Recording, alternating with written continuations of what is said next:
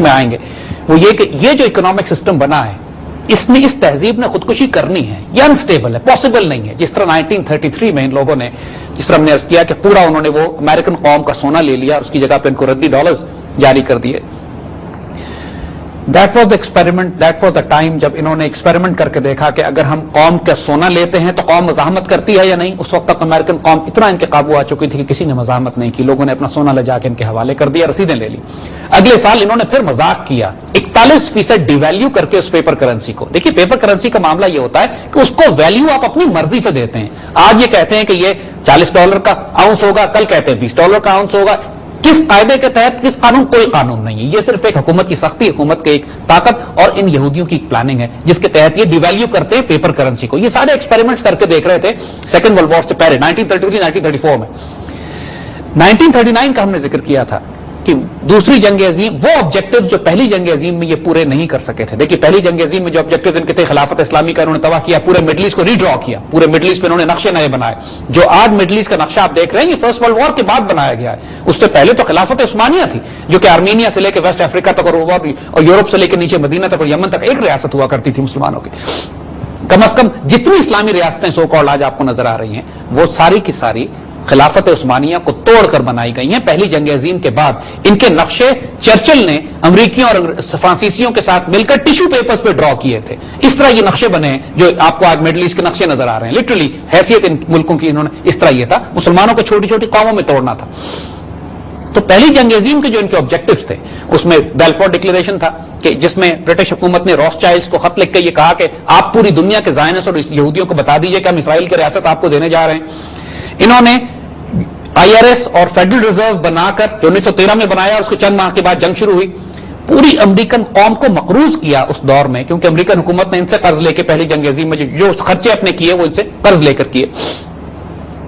تو جو بڑے بڑے آبجیکٹیوز ان کے تھے وہ انہوں نے فلسطین میں انگریزوں نے تسلط اپنا قائم کیا اور راہ ہموار کرنا شروع کی، مگر کام مکمل نہیں ہوا تھا ان کا. جیسے عرض کیا نا کہ یہ 1901 سے لے کر 1945 کے درمیان یہ پوری دنیا میں توڑ پھوڑ اور تباہی مچا رہے تھے، اپنے سسٹم کو ری ارینج کر رہے تھے جس میں امریکن اکانومی کو کنٹرول کرنا بھی تھا، گلوبل اکانومی کو کنٹرول کرنا بھی تھا اور اسرائیل کی ریاست کا قیام بھی تھا جو ان کا لانچ پیڈ بنتی، جو آج ہمیں فتنہ اور فساد دنیا میں نظر آ رہا ہے. اس کے لیے تیاری انہوں نے پہلی جنگ عظیم سے پہلے شروع کی ہوئی تھی.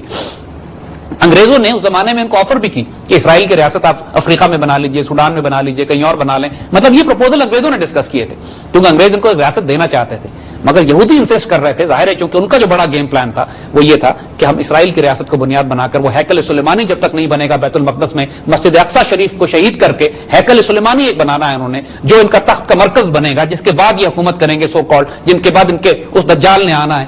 یہ سارے فسادات دیکھیے سائملٹینیسلی جب یہ اسرائیل کی ریاست پہ کام کر رہے ہیں تو ساتھ ساتھ مسجد اقصی کو بھی شہید کر رہے ہیں. اس پر ہم آگے بات کریں گے انشاءاللہ. یہ سارے آئیڈیالوجیکل گیم پلان جو پہلی جنگ عظیم میں انہوں نے اچیو کرنے کی کوشش کی مکمل نہیں ہوئے تھے. ایک جنگ ان کو اور چاہیے تھی. قرآن جیسے کہتا ہے کہ جگہ جگہ جنگوں کی آگ بھڑکاتے پھرتے ہیں. انہوں نے پہلی اور دوسری جنگ عظیم میں 5 کروڑ انسان قتل کروائے، پوری دنیا کو تباہ و برباد کر کے رکھ دیا، پوری دنیا کا سونا نوچ کر لے آئے، اپنے فیڈرل ریزرو میں اور اپنے بینکس میں جمع کر لیا، اسرائیل کی ریاست کا قیام وجود میں لائے، خلافت اسلامیہ کو توڑا اور چھوٹے چھوٹے ملکوں میں اس کو بانٹا، پورے یورپ کو مقروض کر دیا. یہ سارے فساد انہوں نے پہلی اور دوسری جنگ عظیم میں برپا کیے. برٹن ووڈ کا ایگریمنٹ بنایا. برٹن ووڈ ایگریمنٹ کی ایک بات دیکھیے جو نوٹ کرنے کی ہے کہ 1934 کے بعد جب انہوں نے دوبارہ ڈالر کو گولڈ سے جوڑا، یعنی انہوں نے یہ کہا کہ $35 کے اوپر 1 اونس سونا جو ہے وہ امریکن ڈالر اس سے کنیکٹڈ ہوگا. لیکن دوسری جنگ عظیم کے بعد حال یہ ہوا کہ پورے یورپ کی تمام سونا جو تھا، جیسے ہم نے عرض کیا 80% سونا دنیا کا نکال کے فیڈرل ریزرو پہنچ چکا تھا. یورپ کی تمام کرنسیاں ردی کاغذ تھیں لٹرلی. یعنی حال یہ تھا سیکنڈ ورلڈ وار میں کہ پورے مہینے کی تنخواہ ایک ڈبل روٹی خریدنے میں خرچ ہو جاتی تھی. اور حال یہ ہو گیا تھا کہ ان تمام ملکوں میں جہاں جنگیں ہو رہی تھیں، یعنی پولینڈ میں، آسٹریا میں، جرمنی میں، فرانس میں، لوگ کرنسی نوٹ جلایا کرتے تھے گرمی حاصل کرنے کے لیے، کیونکہ لکڑی مہنگی تھی، کرنسی نوٹ سستا تھا. یعنی اس طرح ڈیویلویشن ہوتی ہے اس ردی کاغذ کی جس کے پیچھے سونا نہ ہو. دی مومنٹ اکانومی انسٹیبل ہوگی اس کاغذ کو کوئی ہاتھ نہیں لگائے گا. ظاہری بات ہے سونے کو تو ہر کوئی ہاتھ لگاتا ہے، لیکن اس کاغذ کو، اس اکانومی کو جو جنگ میں تلاطم میں مبتلا ہو تو نتیجہ یہ ہوتا ہے. یعنی یہ مثال ہم نے افغانستان میں دیکھی تھی. جب افغانستان میں ہم جب تھے تو 10-10 لاکھ افغانی کرنسی کا حال یہ ہوتا تھا کہ 4-5 آدمی کھانا کھاتے تھے تو بل 10 لاکھ افغانی آتا تھا.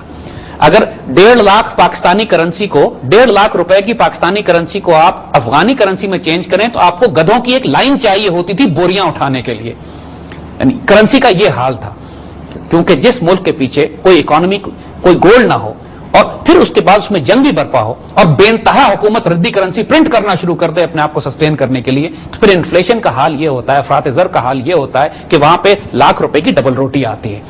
और ये यूरोप में हो रहा था सेकेंड वर्ल्ड वॉर में। यूरोप के पास ना सोना था और करेंसी का हाल ये हो चुका था। तो तमाम यूरोप सरेंडर कर चुका था इन फेडरल रिजर्व और यहूदी बैंकर्स के सामने और बैंक ऑफ इंग्लैंड के सामने, कि जो कंट्रोल कर रहे थे इस वक्त मनी सप्लाई और गोल्ड दुनिया का। तो ब्रेटन वुड एग्रीमेंट में इन्होंने फैसला यह किया कि पूरी दुनिया की जो करेंसीज हैं, किसी के पीछे चूंकि सोना नहीं है, लिहाजा सोना है ही नहीं दुनिया में, तो सोना उसके पीछे उसने क्या करना, लिहाजा अब इनको फ्लोटिंग करेंसीज कर दिया जाए, यानी हर करेंसी को मुतय्यन कर दिया जाए डॉलर के साथ, और डॉलर जो है वो मुतय्यन है पीछे $35 टू एन आउंस सोने के साथ। बाकी मसलन उन्होंने कहा ब्रिटिश पाउंड जो है वो 4 पाउंड का एक डॉलर होगा, या फ्रैंक जो है, जर्मन फ्रैंक जो है वो 10 फ्रैंक के बदले $1 होगा। ये सब फ्लोटिंग रेट्स थे इनके। पूरी दुनिया में इन्होंने ये निजाम कायम किया और इसके नतीजे में इन्होंने पूरी यूरोप को कर्जे देना शुरू किए, जो बात हम पहले कर भी चुके हैं, और यूरोप मकरूज होना शुरू हो गया। पूरा यूरोप मकरूज होना शुरू हुआ फेडरल रिजर्व का, और इनकी करेंसीज फ्लोटिंग हो गई। ये जो निजाम था फेडरल रिजर्व का, कि जिसमें आप एक जाली रद्दी नोट प्रिंट करते हैं, जिस तरह बात हमने पहले भी कही थी कि अगर आपके पास 100 अशरफियां हो सोने की, या 100 रुपए का सोना हो और आप 100 रुपए की रसीदें जारी करें तो फिर तो ठीक है, लेकिन जब आप करोड़ों रुपए की रसीदें जारी कर दें उस 100 रुपए के मुकाबले में, तो बाकी सारी रसीदें जाली हैं, और वो एक ऐसा फ्रॉड और फेक इकोनॉमिक सिस्टम बनता है। और फिर अगर उसको आप इस तरह सोने पे सुहागा कर दें कि आप ये सारा करेंसी इशू करने का कारोबार एक प्राइवेट बैंक को दे दिया जाए जो कि यहूदी हो, और अमेरिकन हुकूमत अपनी करेंसी ना जारी कर सके और वो कर्ज ले, नतीजा ये हुआ कि जिस तरह आप यूरोप को कर्ज दे रहे थे, नहीं जिस तरह अमेरिका यूरोप को कर्ज दे रहा था, उस तरह अगर आप नोट करें तो अमेरिका का अपना डेट भी बढ़ता जा रहा था, क्योंकि अमेरिकन हुकूमत उनसे कर्ज लेती थी और इस कर्ज को आगे देती थी। सो अमेरिकन गवर्नमेंट भी मकरूज होती चली जा रही थी। इंटरेस्टिंग गुफ्तगू हो रही है, मगर वक्त हो गया एक ब्रेक का। हाँ, अभी हाजिर होते हैं ब्रेक के बाद।